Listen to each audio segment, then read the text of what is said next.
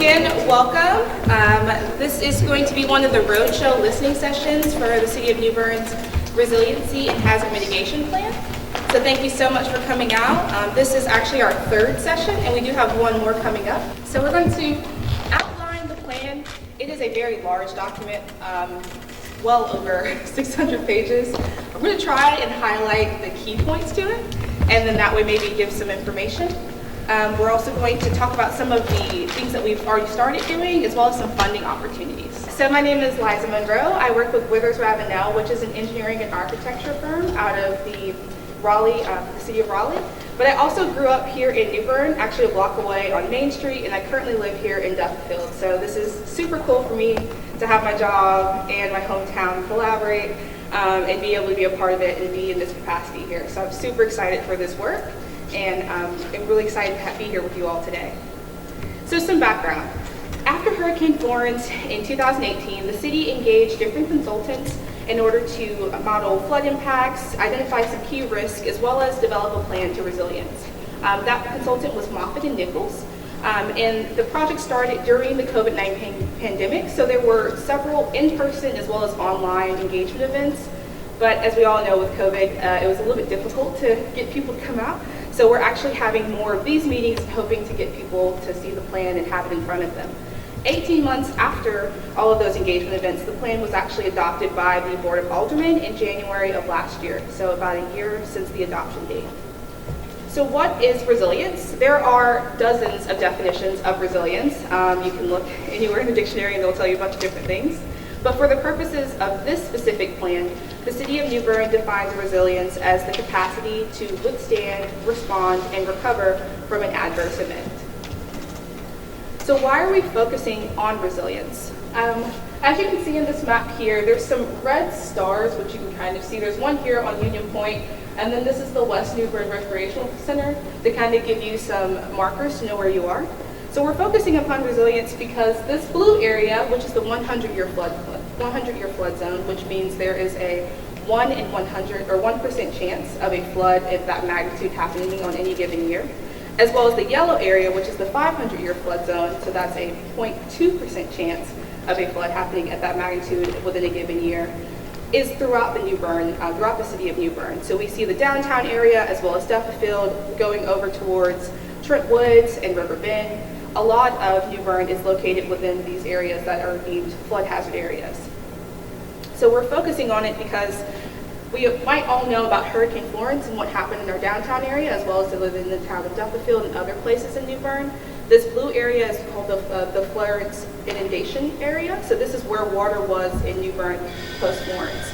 So resiliency is at a forefront because of that. We cannot predict weather events in the future, but we can only assume that things will get a little bit worse before they get better. So we have to prepare a plan for resilience.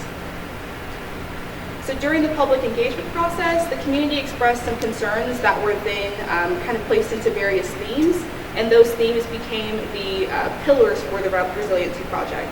Those include health and safety, housing, economy, infrastructure, natural resources, and cultural heritage. For each of those pillars, they were then supported by goals and objectives, and each of those goals was then given specific action items. So there are 61 total action items within the plan.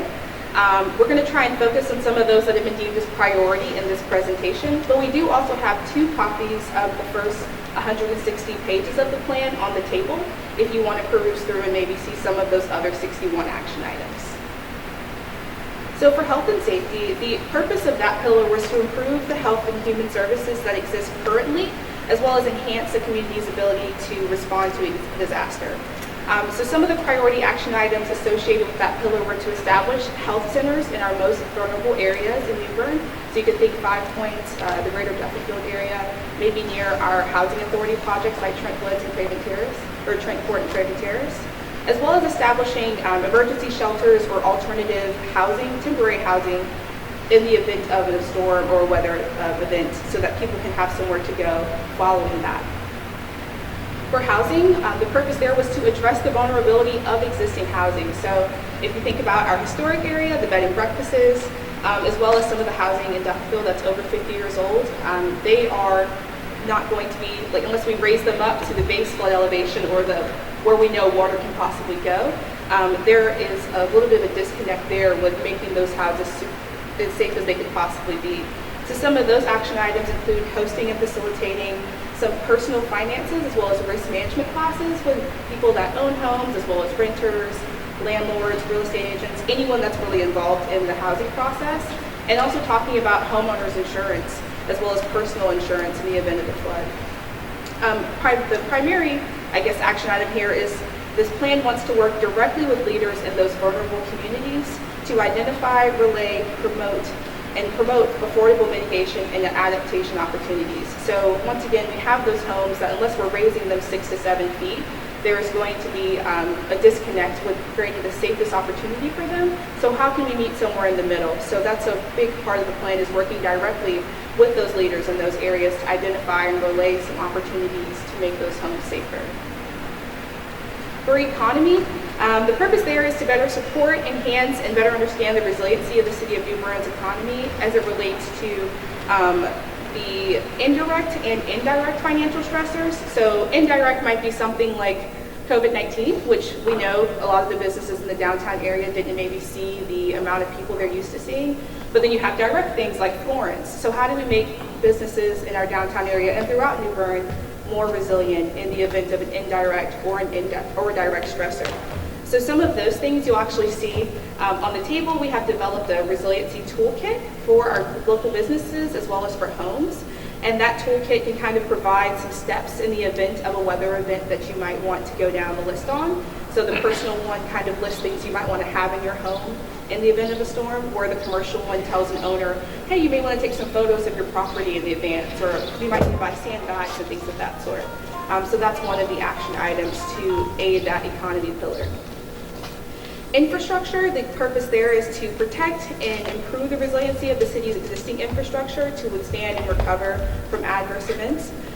So this includes like your ponds. A big project and action item to think about here is the Duffield Stormwater Resiliency, the Stormwater Enhancement Project. That project there, as you can see throughout New Bern, there are ponds similar to that, and those ponds are meant to collect stormwater runoff and then take them away from different neighborhoods. So looking at all around New Bern, that infrastructure, and seeing ways that we could possibly improve it, finding gaps in the current performance of those infrastructures, and then also seeing where we might need new things like rain gardens or green spaces that can absorb water when those facilities are at their maximum capacity. For natural resources, we would like to, the purpose of that one is to work with partners and stakeholders to develop a more resilient city by highlighting our natural resources, but by also making sure any new development has natural resource and preservation at the forefront of it. So if we have a brand new subdivision, maybe making sure there's some more tree preservation, wetland preservation, and things of that sort to ensure that we keep the green spaces, because they really do aid a lot in keeping a resilient community. The priority action items attached to this one are going to be that Duffield Stormwater Enhancement Project that I mentioned, as well as the Duffield Canal Restoration, if you're familiar with the canal that runs behind Hazel Avenue. So those are the priority action items as it relates to natural resources. And lastly, cultural heritage, which I'm sure as New Bern relatives or New Bern natives, we can kind of talk about the culture identity that comes from living here, whether that's the unique and original Pepsi recipe that you can get, or walking to Tryon Palace. Those are things that are at this time not quantified. So the biggest thing, I believe, is to do an assessment here to realize what the value is of those things that we deem as cultural heritage, and what is at stake if we don't have a more resilient New Bern. Another priority action item, of course, is to train our city and county disaster response team to focus on preservation of these areas as opposed to demolition in the response to a weather event. So those are our six pillars and action items attached to them. As I mentioned, there are 61 total of them, so those are just but a brief bit of them. If you would like to read more of them, we have some on the table, and we also have them available at the Resiliency website. This website is the brainchild of the administration department and has a lot of information on it. So whether or not you want to read the plan in its totality, you want to watch the resiliency video that was created. There's also the funding opportunities, different projects and updates on those projects that different departments are doing, as well as a subscriber list where you can sign up to hear more about the resiliency efforts here in New Bern. We've had a couple of public outreach and engagement events as it relates to this, so this is our third listening session. We've also had a presence at MumFest, which I think I met some of you all out there, and we've been at the New Bern Rotary, and the Federal Reserve also did come to visit. We also have something called New Bern Alerts, which is another amazing service. I don't know if you all have signed up for it or not, but there are QR codes on the table as well, so you can sign up for it. This is a free service that sends emergency generation information via email, text, or voicemail. And you can receive in real-time information about an upcoming storm, as well as maybe a street or road closing. So it's a lot of great information, and it's a free service if you'd like to sign up. And that is once again one of the efforts done by the administration team and other teams on the City of New Bern staff. There has been so many different things that have been done over time since 2018 to make a more resilient New Bern, and I tried to list some of them on the screen, but they are all listed in totality on the website, the Resiliency website, if you'd like to check it out. But I think I wanted to highlight just how many departments are really working and doing small things that add to a bigger picture of making a more resilient New Bern. So from administration to public works to police to fire, everyone's taking a small stab at the big picture and trying to get New Bern to be the most resilient that they can from their personal field and job. So we've talked a little bit about plan implementation. So some of the things that we've already done from the action items are going to be those checklists. So there are copies of the resiliency checklist on the table. One of them is for personal, like your residence, and it has a list of items you may want to have in your home in the event of a flood on one side of it, and the other side of it gives some tips. So say something does happen, you have wind damage, it kind of gives you tips of what you might need to do in order to get ready to file the paperwork you need for your insurance or for FEMA. And then we also have another list for businesses, and that's the one I mentioned earlier, that gives businesses a similar list of tips, but also gives them some further guidance on how to prepare for an adverse event. One of the other big projects is the Duffield Community Center, the Duffield Stormwater Enhancement Project.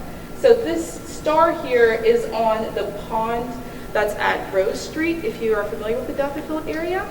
And that pond, as it stands currently, is in, I believe, phase 2, and it's this bottom left corner is the beginning of the project, but ideally, over time, it would turn into a conceptual park, and that park would have constructed wetlands as well as the stormwater runoff pond, and some opportunities for walking, maybe some ability to see biodiversity. And this is one of those examples of the pillars and those action items that focus on using green spaces, as well as park area. We have to have the pond no matter what because it aids in stormwater runoff collection, but why not turn it into a green area that could also be an educational opportunity? There is a Head Start right here for students, so I can easily envision students in the future walking through and seeing ducks as well as natural plants and trees that aid in collecting water. And this is one of the, probably actually the #1 action item from the plan, and it's currently in phase, I believe, 2 or 3. So it's already happening in the background. Things are definitely happening to kind of knock off some of those 61 action items. And this one here is one you can drive by and see today if you'd like. You can see some of the progress. So there is some challenges with implementing those 61 action items that I mentioned. Probably the biggest one is the timeline.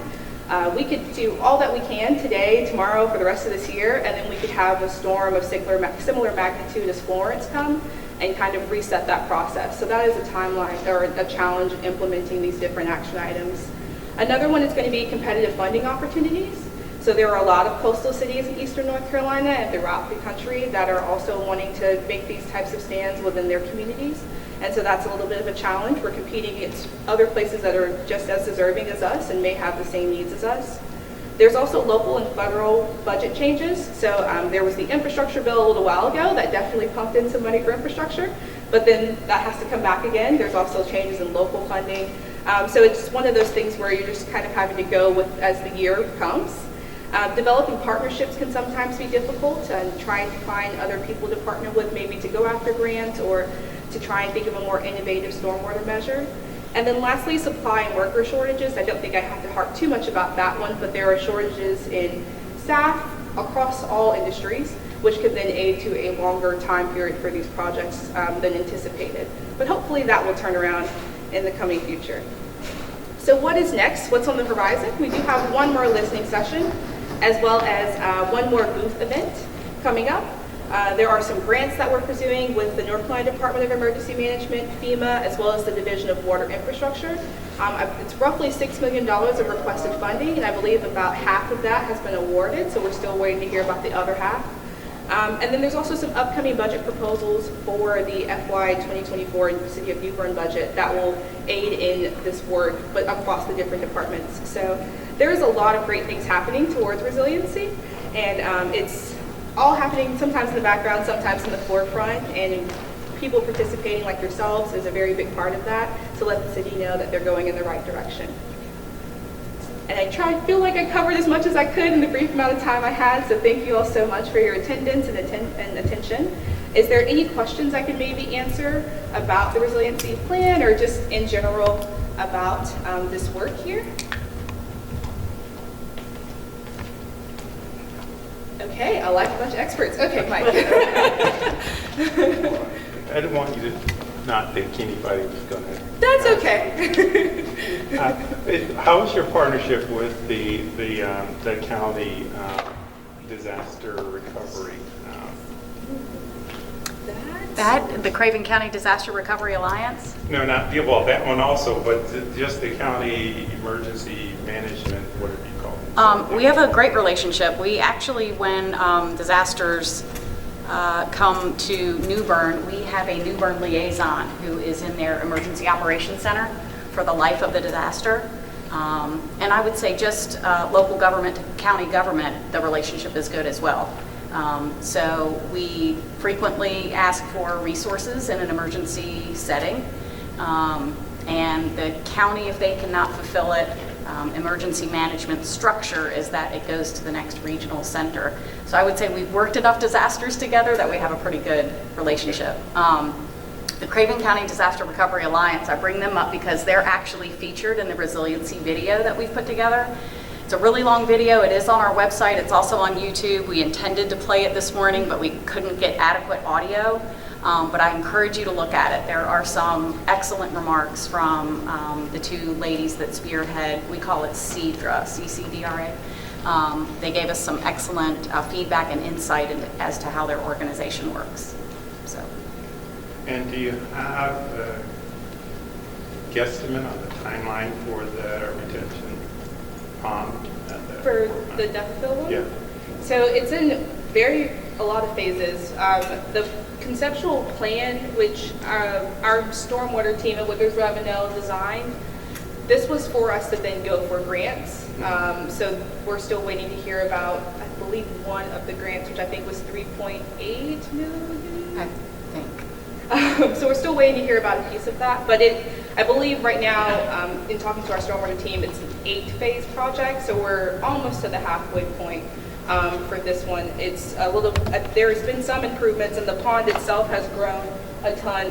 I live near here, so I can say the pond itself has grown a ton. But there is land acquisition happening in the background, as well as going after that grant funding occurring in the background. So I believe the timeline was roughly 2025, roughly, but that might be a very early one because we still have to wait for grant funding, but that was the rough timeline. Cool. Thank you. Okay, well, if there's no other questions for the group, we can chat off in a more informal setting, but thank you all so much for coming again. Please feel free to take as many of the resources available on the table. They are for us to share out. There's also going to be these cards here which have the website and then this is a QR code to those checklists we mentioned.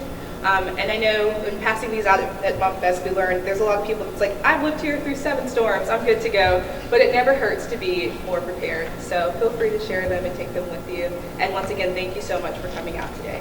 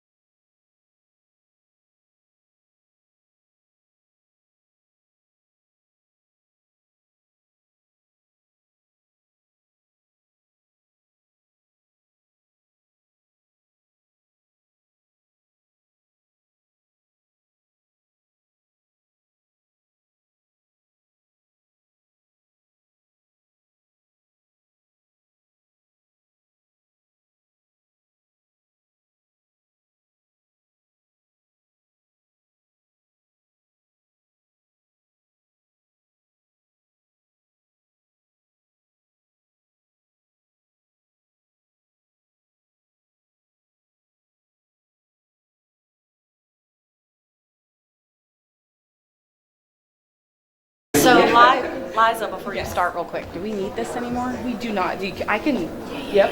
It'd be awesome.